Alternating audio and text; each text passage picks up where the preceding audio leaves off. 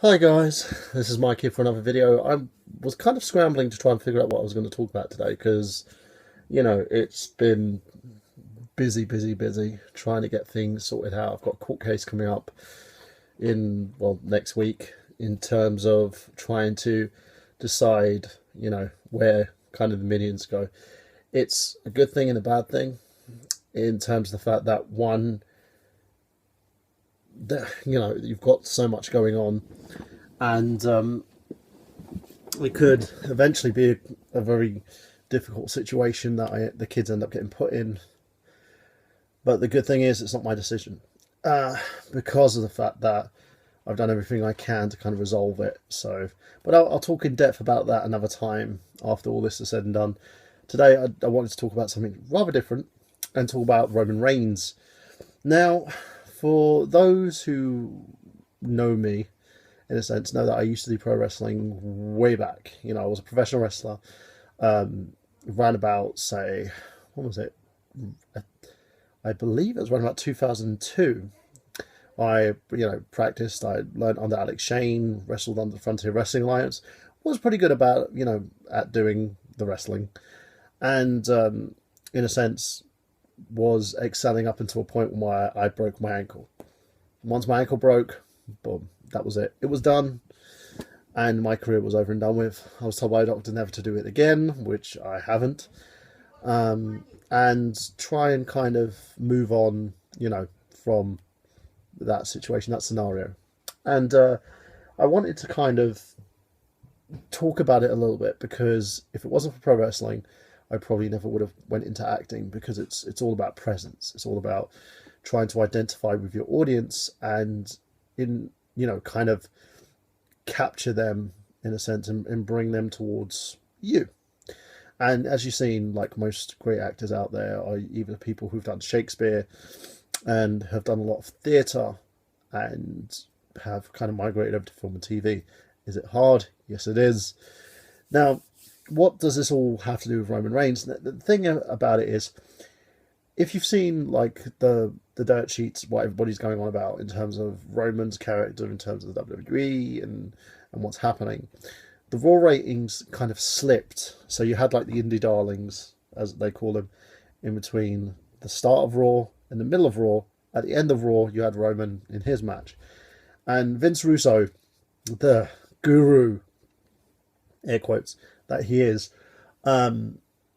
would like you to believe that it's all AJ Styles' fault or it's the indie darlings' fault. The fact is, the reason why that's happened is because of Roman and the fact that he fails to connect with the fans. They've done everything with this guy. They've tried pushing him to the moon as a Daniel Bryan-esque babyface because he's so disingenuous. That didn't work. They tried doing the monster heel like persona in a sense, but still have him as a white meat babyface. Again, it didn't work.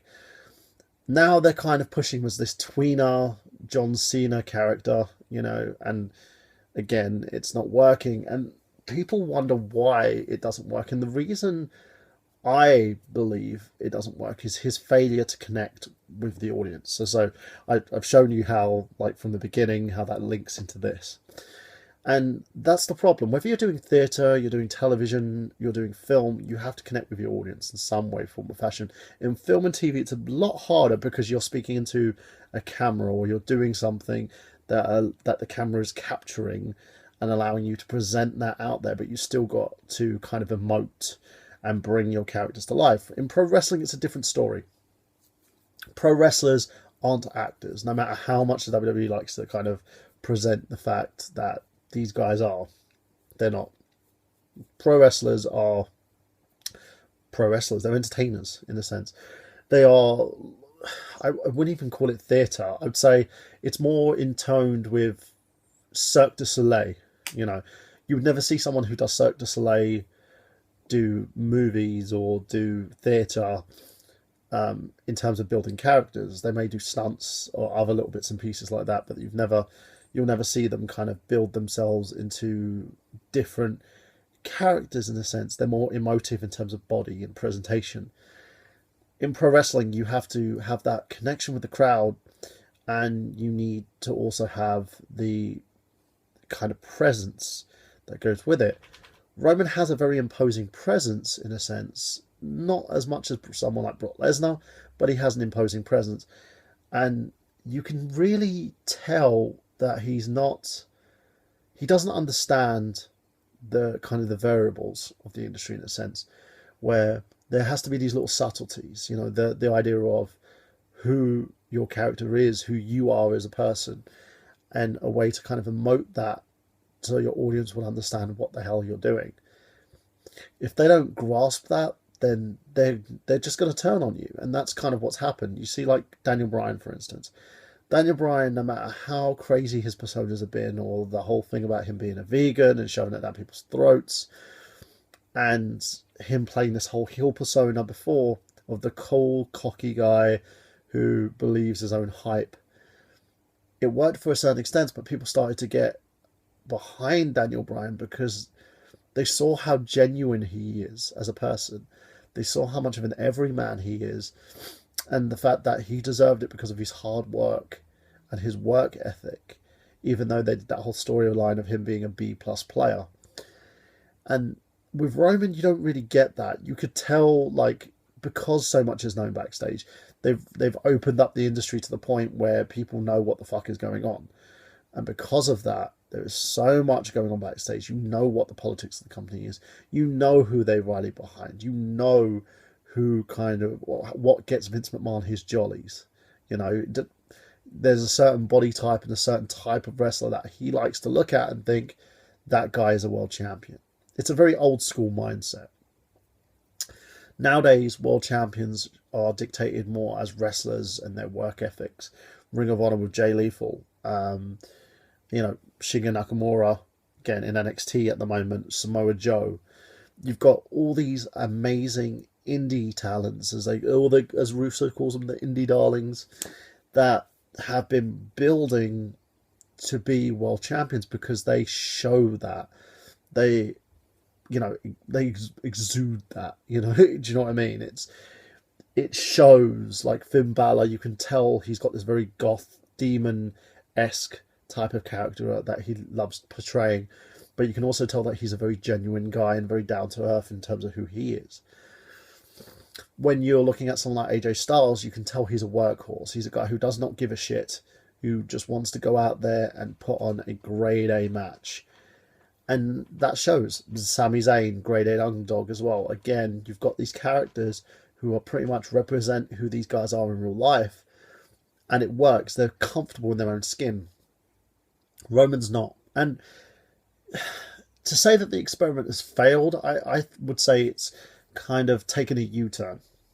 It's taken a detour round Soho, in a sense.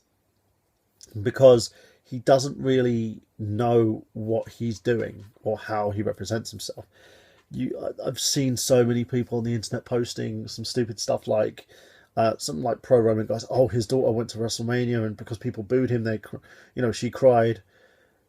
Why would you, if you knew what kind of reaction you were going to get, why would you do that? Why would you bring your kid there if your kid's going to cry? If your kid doesn't understand that you're basically doing this and you're playing this character, and people really are against what you're trying to represent, then you really need to sit down and have a chat with your young daughter. Like, I've got 4 kids, and when I'm acting, when I've done a film or I've done a television role or they've seen me do something and they're like, that's my dad, and they don't like it, I'm not going to basically, like if I'm playing a serial killer, I'm not going to let my kids watch that and say, oh look, there's me, I'm eating someone's face. It doesn't work that way. So that's that first shit out about, that whole, oh, you made Roman's daughter cry thing. No one's responsible for making Roman's daughter cry. The second big thing about this is you can tell he doesn't really care about the business. It's a fact. He wanted, it's kind of similar to The Rock in a sense, but The Rock managed to get over that with his charm, and Roman's not charming.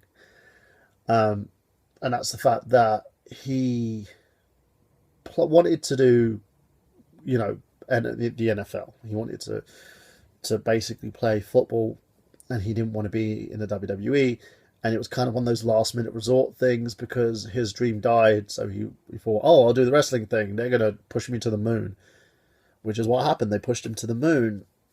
And you can tell how disingenuous he is. If you've checked out the Sam Roberts podcast, if you checked out all the radio shows he's ever done, and he's done PR for them, he's always talked about, oh, I'm getting paid. I'm getting loads of money to do this.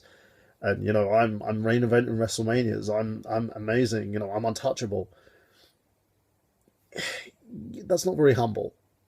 And for someone who you want to be anti-authority, you don't want the guy to be an ego-driven, egotistical fucking piece of shit. It doesn't work. And they're all going to be saying, oh, it's his character, it's his character. It really isn't. I believe that's who he is as a person.